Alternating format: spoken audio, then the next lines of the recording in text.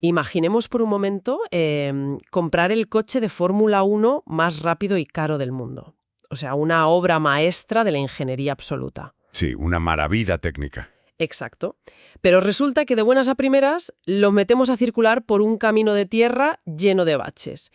Y para rematar, al volante ponemos a alguien que se acaba de sacar el carnet de conducir esta misma mañana. Madre mía, un desastre garantizado. Totalmente.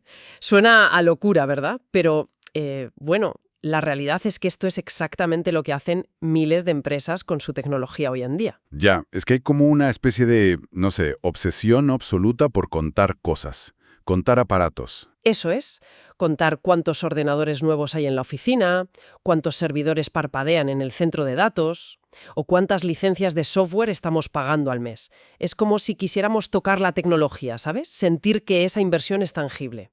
Bueno, ese es un error fundacional carísimo, pero carísimo. Ya te digo. He visto corporaciones, o sea, gigantescas, gastar millones en infraestructuras de vanguardia que luego, pues, nadie sabe utilizar. Y todo porque confundieron hacer un inventario con tener una capacidad real. Claro, se quedan en el hardware. Exacto. Nos quedamos en la superficie del hardware y al final perdemos de vista el propósito mismo del negocio, que es lo importante.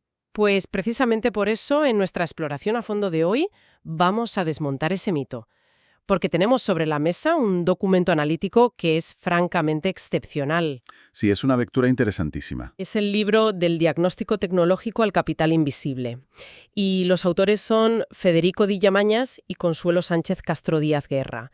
Básicamente, el texto funciona como una guía súper profunda sobre el grado de implicación tecnológica en las empresas. Ajá. Y nuestra misión hoy, en este análisis, es comprender esa metamorfosis, es decir, cómo la tecnología pasa de ser una herramienta pesada, o bueno, el clásico gasto operativo que siempre molesta a los Sí, directivos. dolor de cabeza de fin de mes, sí. Exacto, a convertirse en la esencia misma o casi el sistema nervioso de una organización. Ahora, lo fascinante aquí es que el libro propone un viaje muy estructurado.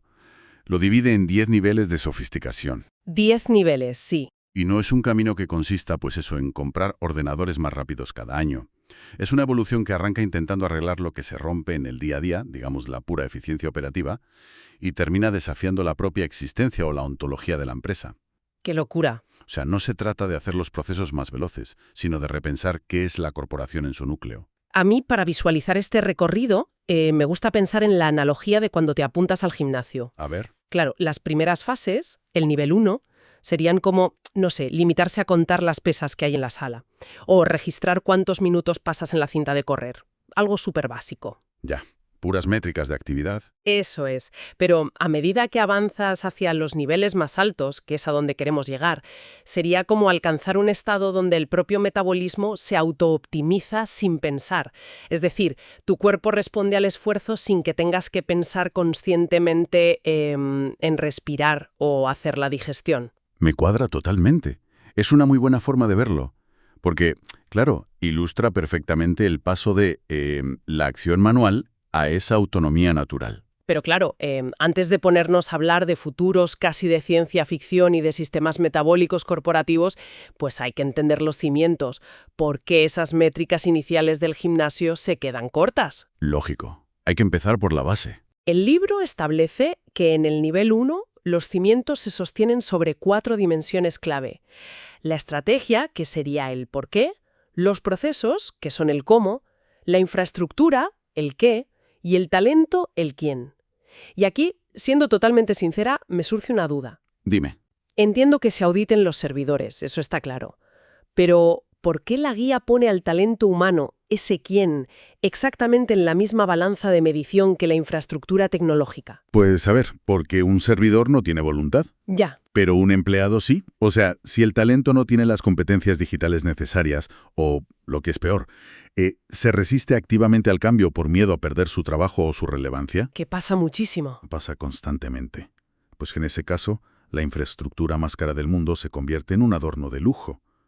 La realidad es que las empresas suelen fracasar en su transformación digital no por fallos de software, sino por choques culturales puros y duros. Vale, tiene todo el sentido. pero fíjate que la guía no se queda solo en asegurar que la gente sepa usar los programas. En cuanto pasan al nivel 2, enseguida introducen conceptos que, bueno, parecen alejarse un poco de los cables y las pantallas. Sí, abren el foco. Exacto. Meten la dimensión de ética y sostenibilidad, o lo que llaman el Green IT, además de la privacidad de datos. Y yo me pregunto, a ver, ¿por qué una empresa que, no sé, solo quiere vender zapatos por Internet necesita medir la huella de carbono de sus bases de datos? Pues porque el impacto de la tecnología ya no es invisible para el mundo. O sea, si esos servidores consumen una cantidad de energía que es insostenible, o si el manejo de los datos de los clientes roza lo poco ético, la empresa asume un riesgo inmenso. Ya, te pueden hundir la reputación en un día. Exactamente.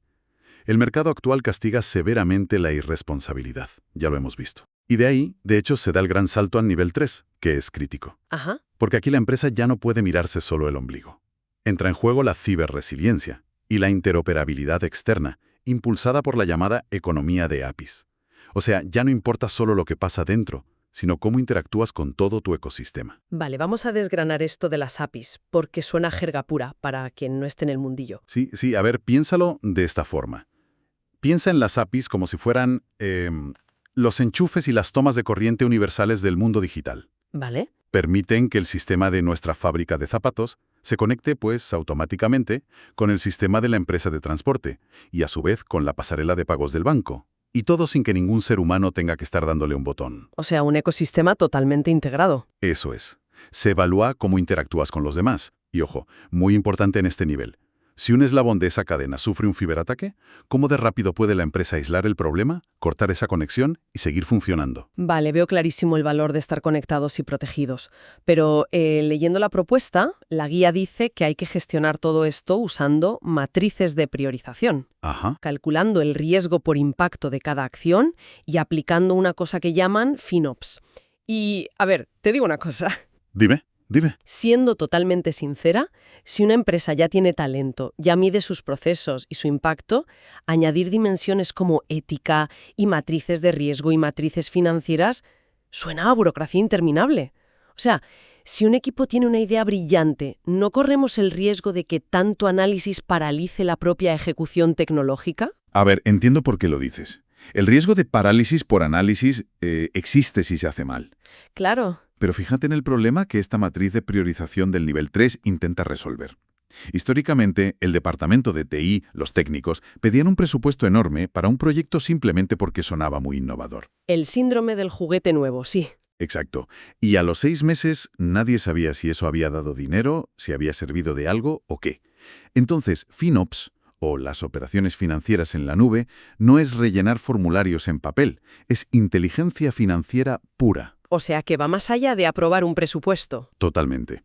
Significa cruzar datos en tiempo real. Se evalúa multiplicando el impacto por el riesgo, y eso se contrasta con el esfuerzo por el coste. Vale, o sea, lo mides todo antes de tocar nada. Eso es. Se trata de abandonar esa vieja idea de que la tecnología es un centro de costes. Ya sabes, ese departamento oscuro en el sótano que solo arregla fallos y gasta dinero en cables. Sí, los que te arreglan la impresora. Exacto.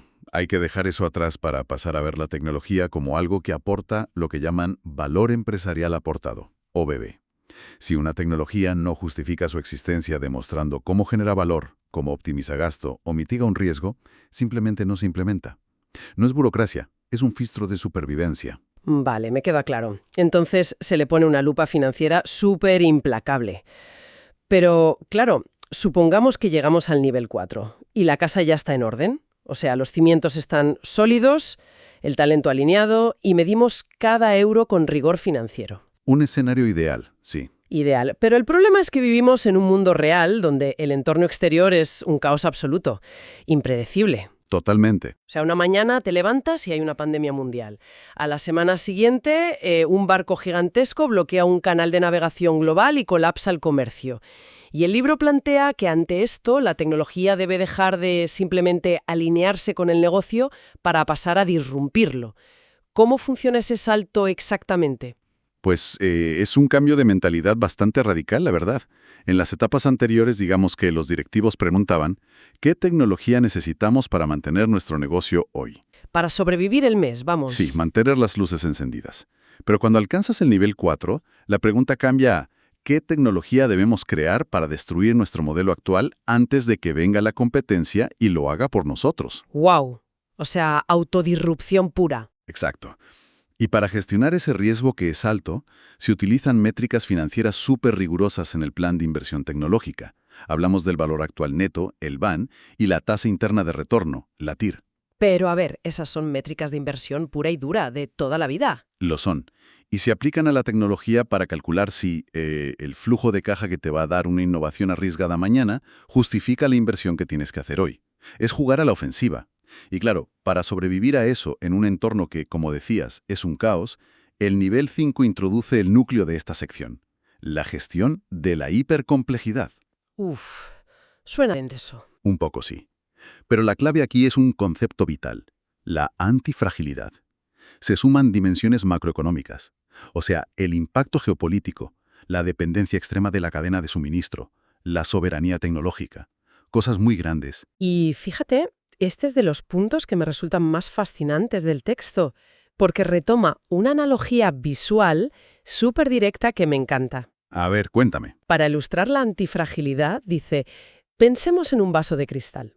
Si lo dejas caer al suelo, se rompe en 1000 pedazos, porque es frágil. Lógico, sí. Luego tienes una pelota de goma.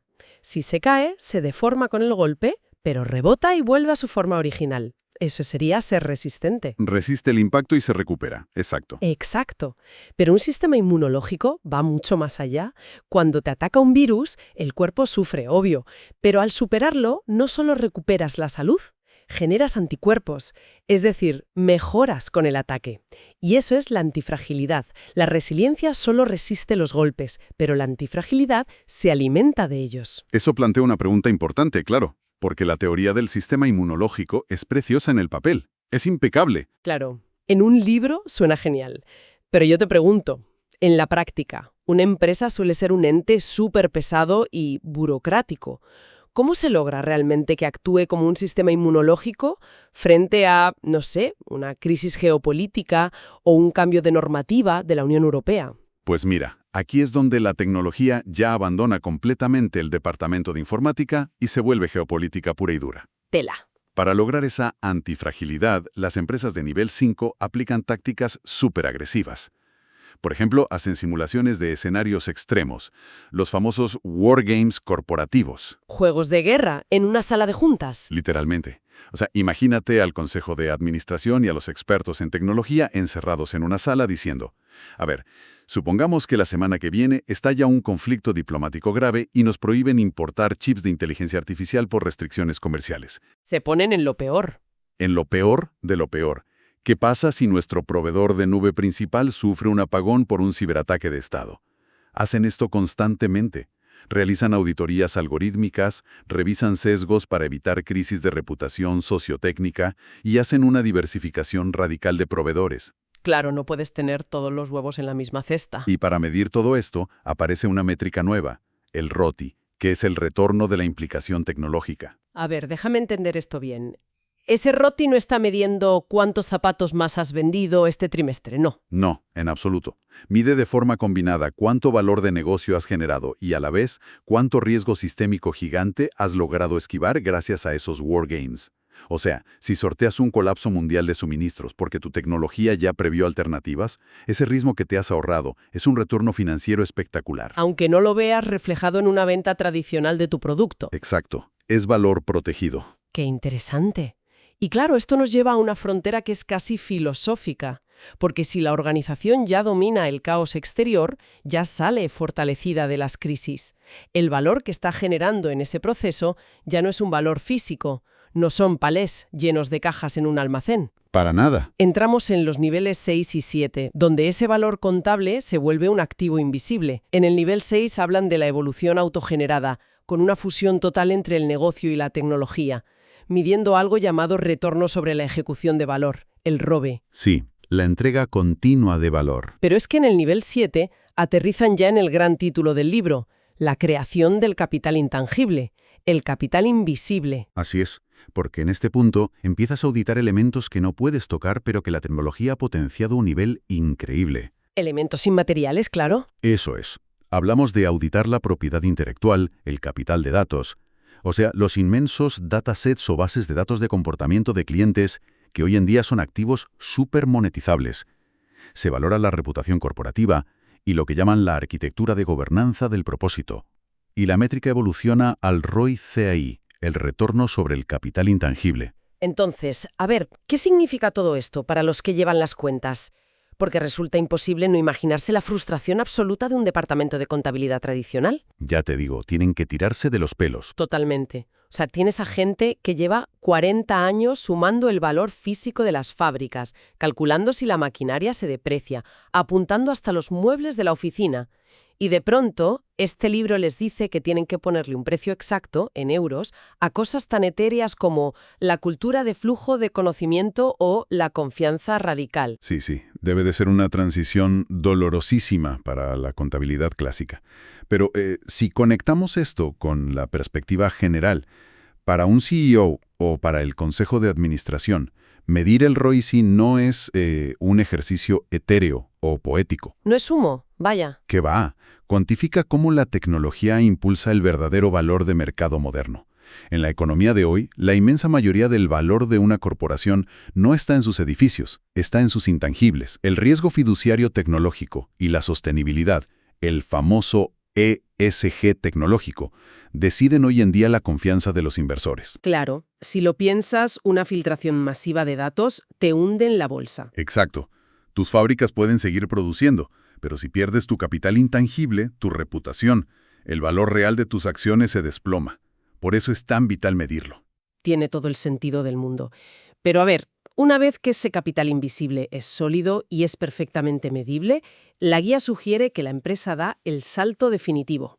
Entramos en la recta final, del nivel 8 al 10. Las grandes ligas. Sí, donde la empresa ya no solo reacciona, sino que empieza a pensar, a adelantarse y llega a cuestionar su propia existencia.